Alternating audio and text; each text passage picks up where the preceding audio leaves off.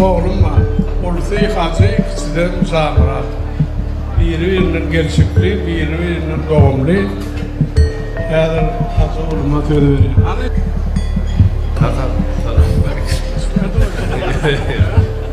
Davlamın mutlu olsun, göreceğim o şey, gülükke de aramda artık çağlama var. Tamam. Mutlu olsun kanka, uzak yaşa, göreceğim o olsun.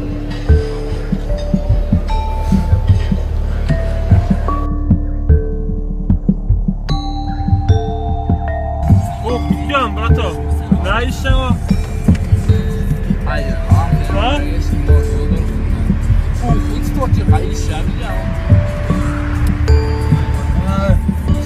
Ne böyle?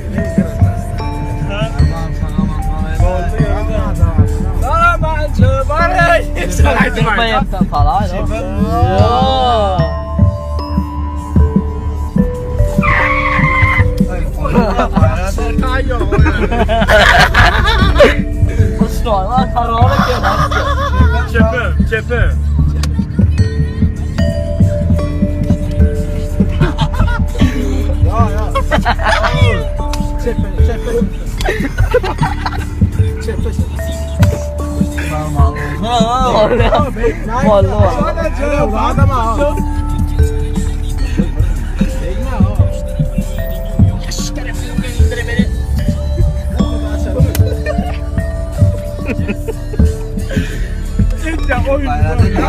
Malu birazdan da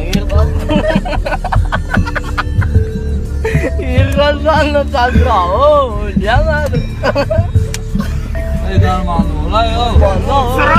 Oturun da amma oturun ya oturun vurdu amma.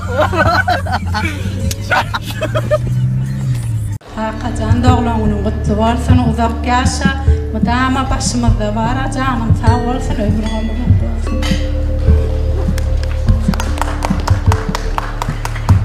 Hakan doğulanın kutlu olsun uzak yaşa. Madamızda başımızda olsun. Hormatly dostlar, bugün biz Aşgabat şäherine ýerleşen 3 etajlyk kotej eden işimizi tanıtmak üçin başlaýar. Bu bizim öýümizin girişi. Etap girişimizde kapıyı iki taraflı, birinci kapıyımız koça taraftan öýe giren tarafımız, ikinci tarafımızdan tovlağa çıkan tarafımız.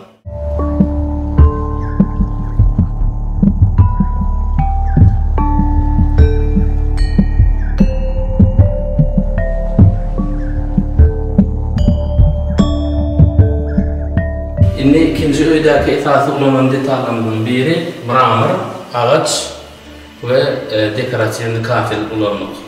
Ağaç var, şu nağışlar, zavasist nağışlanmalı ağaç dedilen, bunlar mramor dedilen. Ondan aşağıda уже yine ağaç bilen kaplanıp gidilen. Esasan öýde iki tane idadan serdik, bir daş, bir demir. Şimdi demir diýäkä şu batlan hemmesi aynalar ağaçtan däli, biz esasan bronzadan taýladyk. Şu aksesuarlara inserten, okulara inserten. Bunun yine bir esasy nemelerinden biri aşağı kızgın bol bilen edilen hemme yeri öýün tutuş hemme yeri hatta lesinsalar. Esasen lesinsalar hatta kızgın bol boljagy üçin biz mamurlandyk.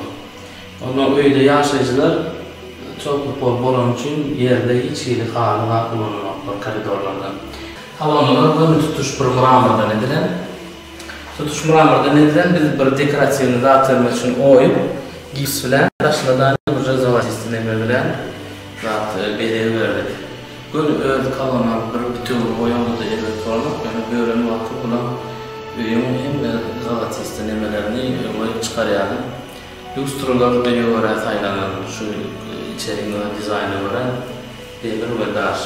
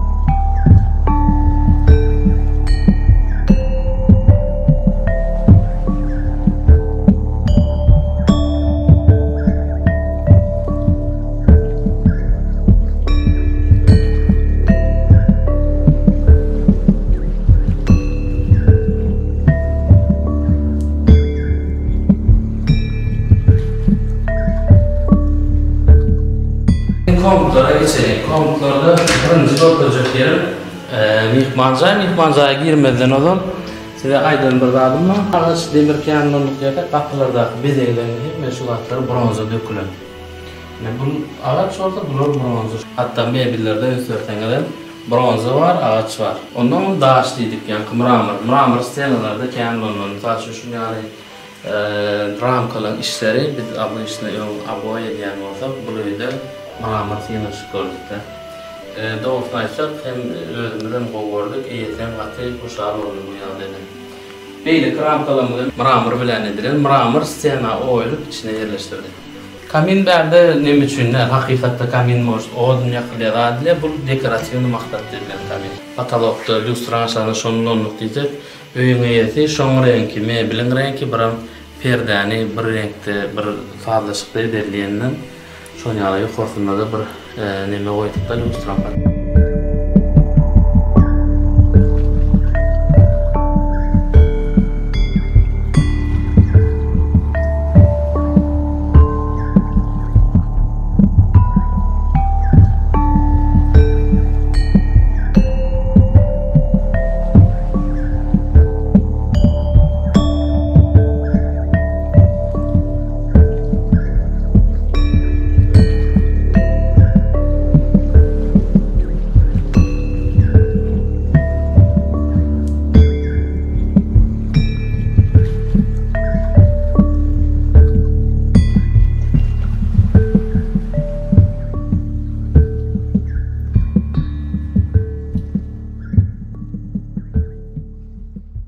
İkinci korkulacak kelime kuhnya.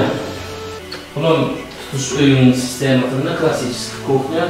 Kuhnyada bir esası kullanılanlardan biri klasikada İngo İtalyan brand smell kullanılır.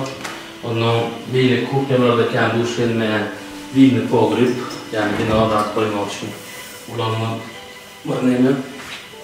Yine de bir dakika, bu kuhnya esası vardı aşağıdaki mramor.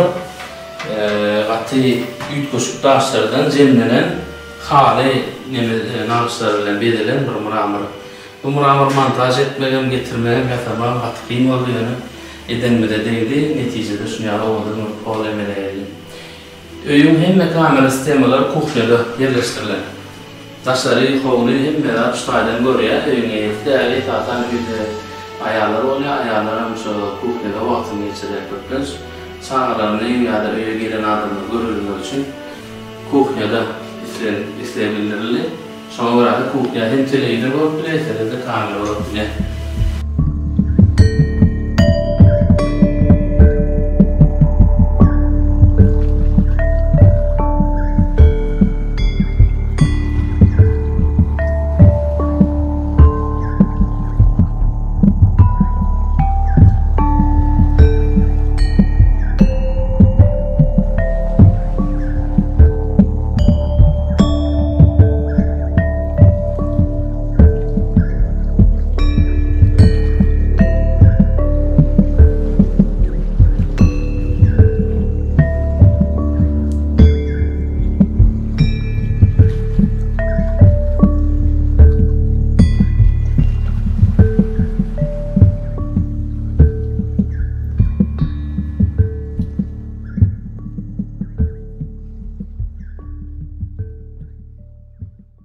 Bakıcılar tuvaletimiz var.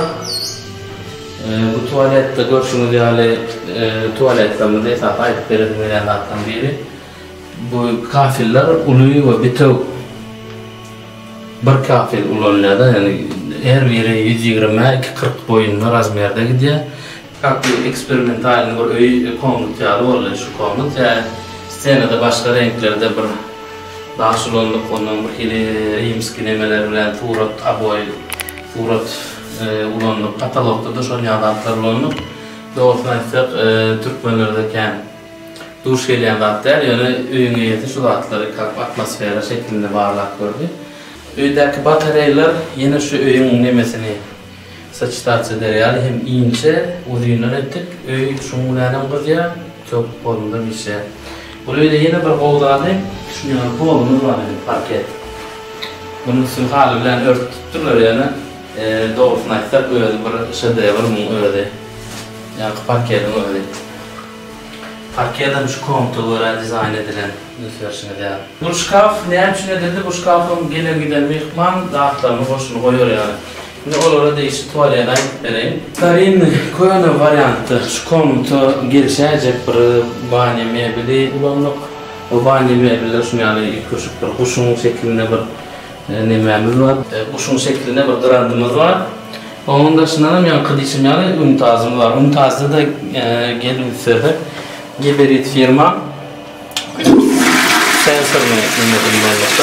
Yani barmanın evini soğuşta ne yapmalıyız? Vakti kullanıp diye sonra oynayalat yok.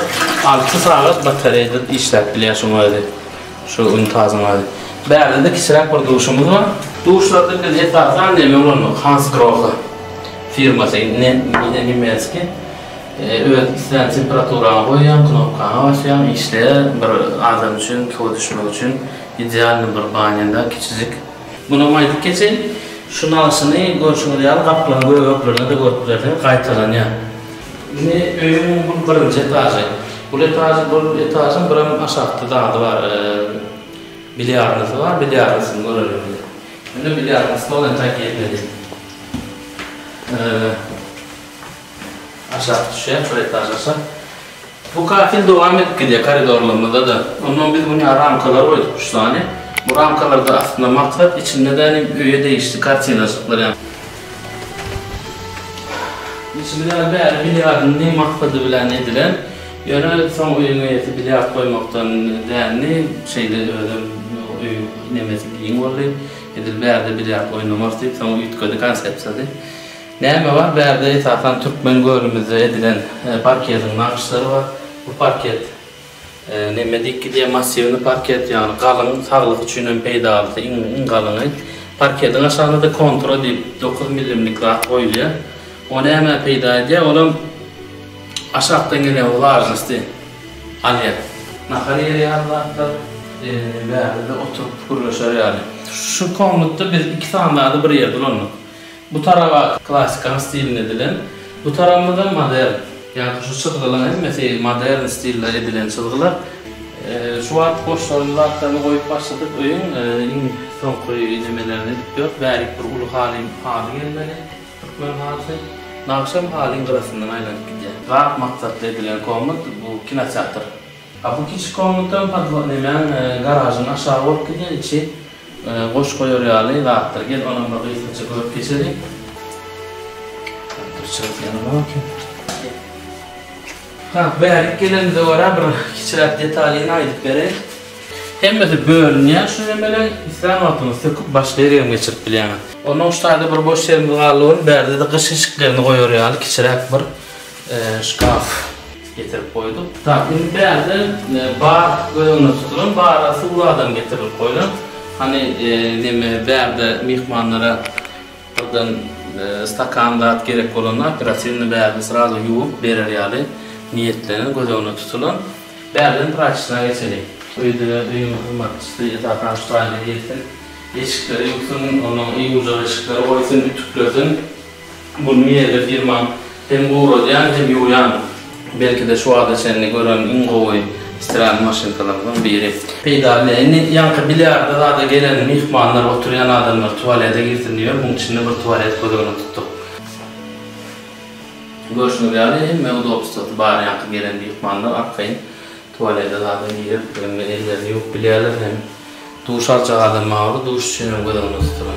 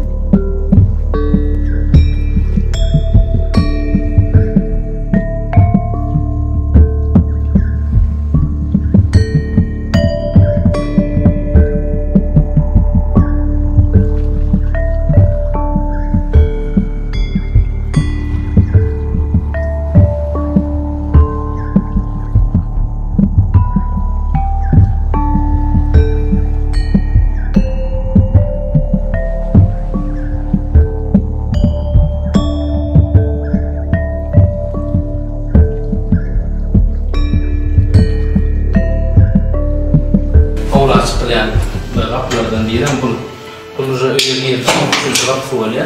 Taşları kovulu bir yerden çıkan vakti kovla geçip bilen. Buram bir yerde garaj bizim öyüne yesi kullanmadı.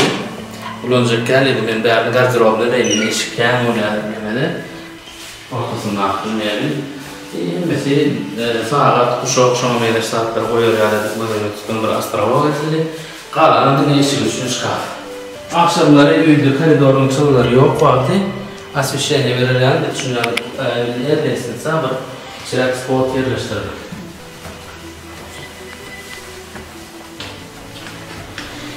Görüşünüz yani şu nağışlar, poğulakı nağışımız hem bir konsepsiyonel aytalap devam edip gidiyor. Bu şu herhalde aksesuarlar, üye alınan aksesuarlarda olanın mıramırlar, dağışlar, demirlere şu öyün renklerine, vavat gelen renklerde faydalan. Lesitse var adaysak, lesitse şu gören her bir nağışlarını el bilen oylan. El bilen oylan, onun biram lesitselerle önserseniz şu atlar, stayaklar, gün var mıramıra değmelike biz aşağıdan ağaç bilen yemettik. Hani burada kaç ayında da tüylerden gitmeli yani. Hem bedere uyardı hem oğudunu oldu. İkinci etajı aslında ikinci etaj Poln Spalni konutlarında Spalni orkide. Spalni'lerde bunun niyetinin 2 tane gıydı var. Her gıydına bir Spalni verdi. Gıydılar için bir tuvalet var. Buram öz Spalni'ler var. Önümüzde zaten yeke olarak görüp geçelim.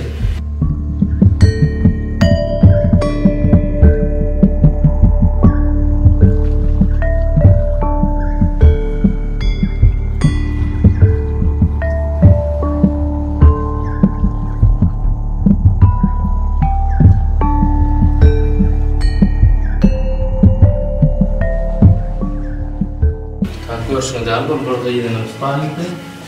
Gıydı'nın Spalni'sinde neyme gödüğünü tutulan gıydı ulalayanına da yaşı birazcık ulalayanına da gıydı'nın fırlatılma.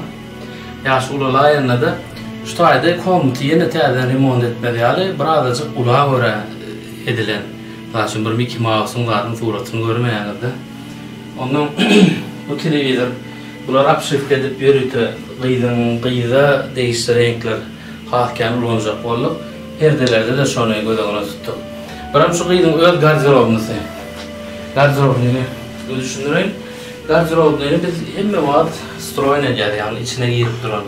Ne hem şimdi de önüne çıkıp duran bir şkaf, öyün simetresini bozuya, düzgünlüğü bozuya, berde olun oğudan oturuyor. Kapılardan kınağış berde de kaytalanıyor. Ve ünsörtene berde nağışı biz tersine vurduk. El bilen tutup açar ettik. Açan gıyla değişi, şkaflar, gereklinemeler, bolkalar o açılıyor. Berde de bir kiçirak makyajı stolip diyeceğim olaya, üyüş sadeleri stolip diyeceğim olaya. Nehli ulun oyunu senin. Kolla görüşünüz yani berde de yine nağışlı parketler. Ondan şeyle açayım ki kafka görünsün. Parketlerde o el işi bilen edilip tayinadan parketler.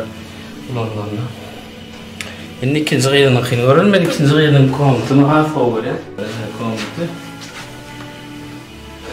Görüşünüz yani bu komutu da yine şu gıyda değişik nemeler. Yani biraz ulu gıydı bu. Ya şeklinde de ondan oluyor.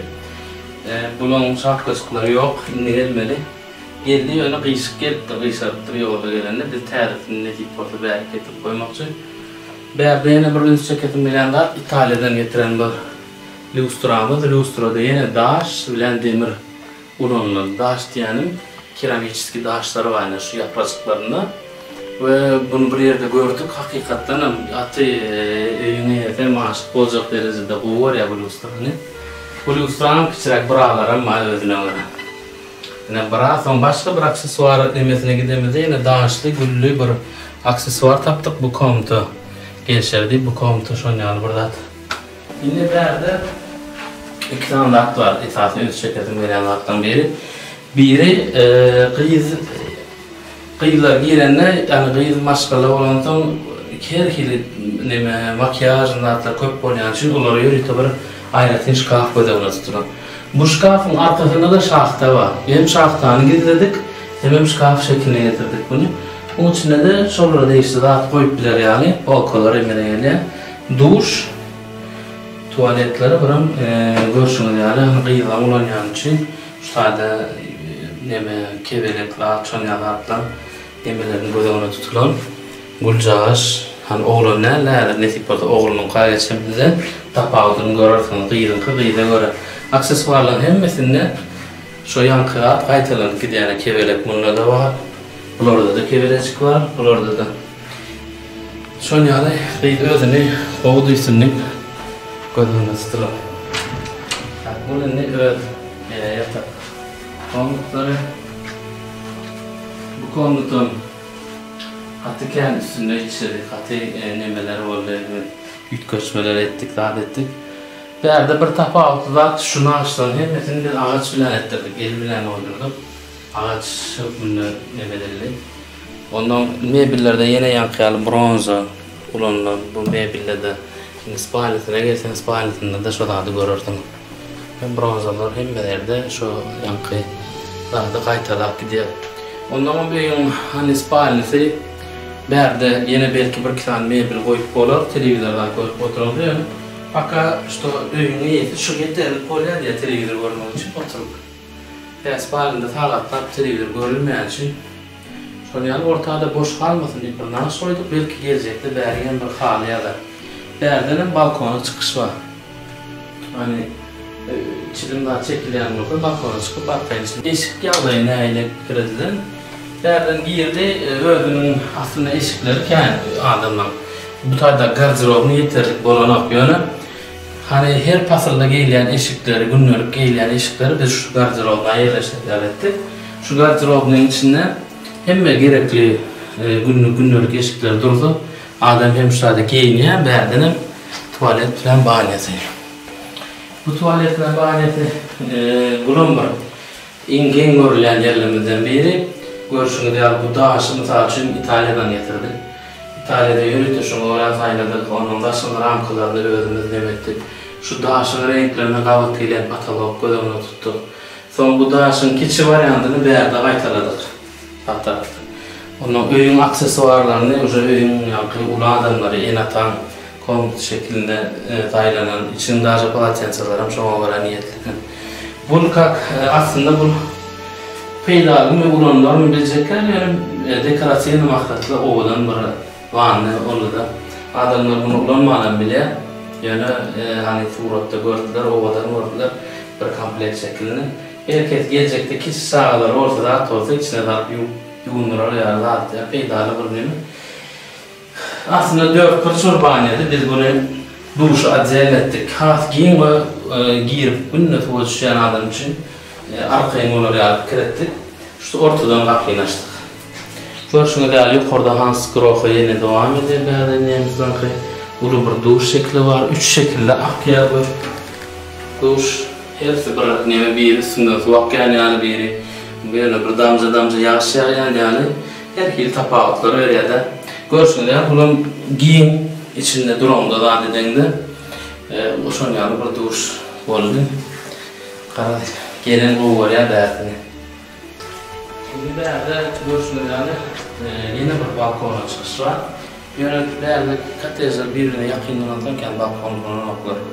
Yani onda da balkon için çıkış var. Balkonda önümüzde çıkıp böyle akademiye için kapısı var. Şimdi bu balkonda bir oğlunun ki oğlan 8. klas var. Yani olursa da arkayın içinde yaşayabilecek şekilde edilen bir spalisi var. Adi, familiyeti koyulan yukarısında onu yürütü şeyler boyunca onun berde ön kavat gelmeyen dizaynlarımızda tuş gelmeyen şekillerde dizayn edilip işledik. Dağış, demir ağaç şu kaytalanıp duruyor. Ondan yine bir kol tarafı bu kolmukta 2 tane kod var. Çünkü şu bir pes kodu gidiyor. Bundan sonra bir baskancak yukarı çıkıyor. Baskancak'ın 12 mramorla yapıp başağını asfaltta koyduk çıra. Şu çıralar etrafında bu komutan tapa otlanır ya şu bölüm. Değerli de oturuyor yer edilen. Bakalım değerli öyüşler eder yaranında. Çağla mektede, diğer mektede tapa öyüşü varsa şu öyüşlerin atlan eder yani bak.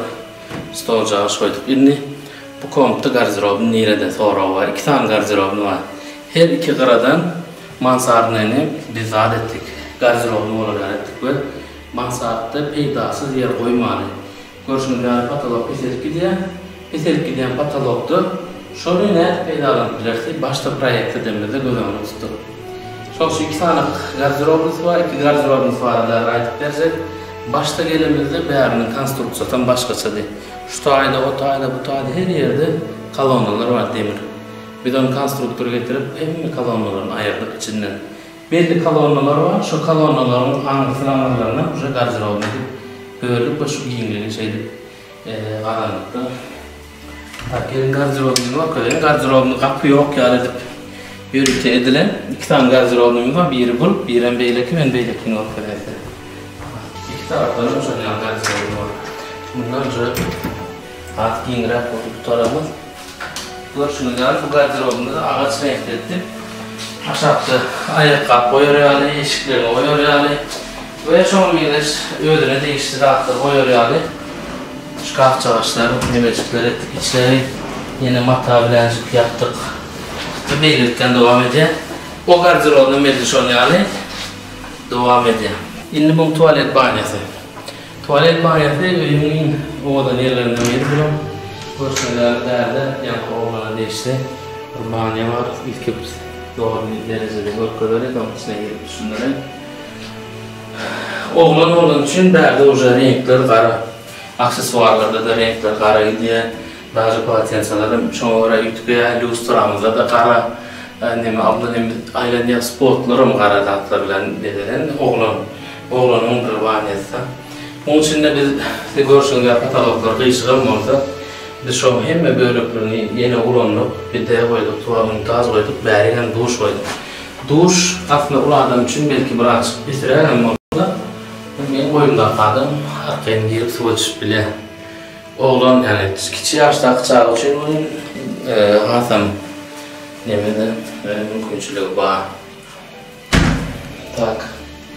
Vanna koyduk, vanna belki bulunur deyip derde vanna hasam urra niyetlenen. Bu manaydan da üyün cemi şu konuklardan var. Üyü biz 1 yılda kurduk.